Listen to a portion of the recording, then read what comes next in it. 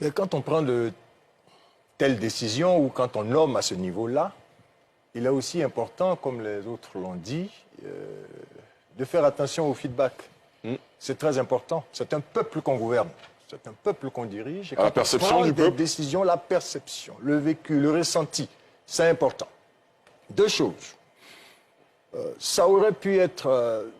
c'est des nominations, j'ai envie de dire, normales. Donc ça aurait pu être dans la rubrique des chiens écrasés. Comme vous dites, vous les journalistes, faits divers.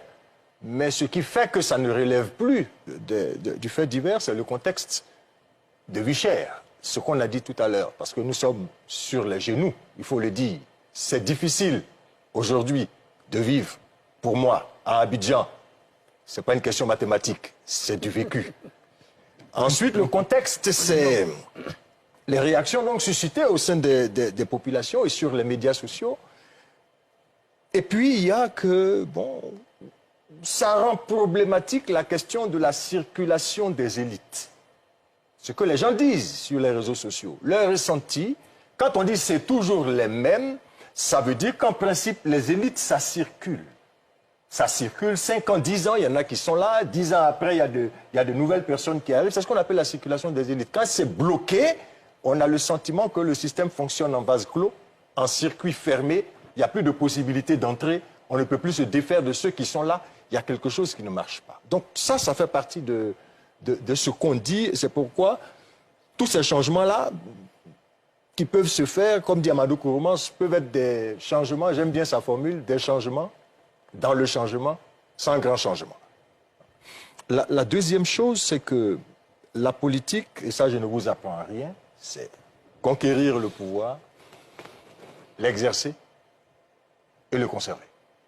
Alassane Ouattara n'est pas dans la phase de la conquête, il est dans la phase de l'exercice et surtout de la conservation du pouvoir. Pour conserver le pouvoir, on a besoin de gens efficaces, utiles et qui savent, sur le terrain, se rendre incontournables.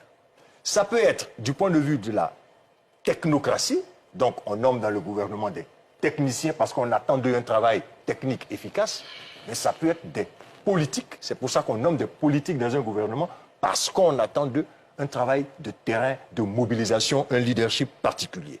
Donc, quelqu'un comme le chef de l'État, il ne remplace pas ou il ne déplace pas ses collaborateurs juste par caprice.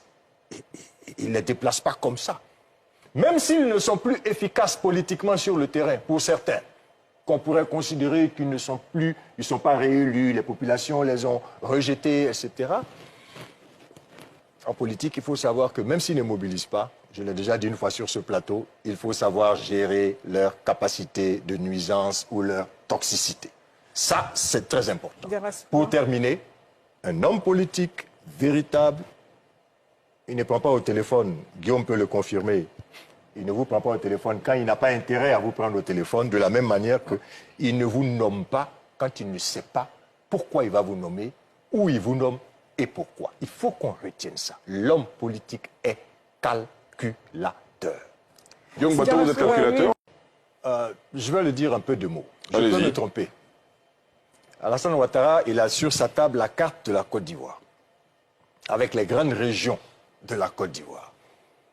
Il agit comme un conquérant, Alexandre le Grand.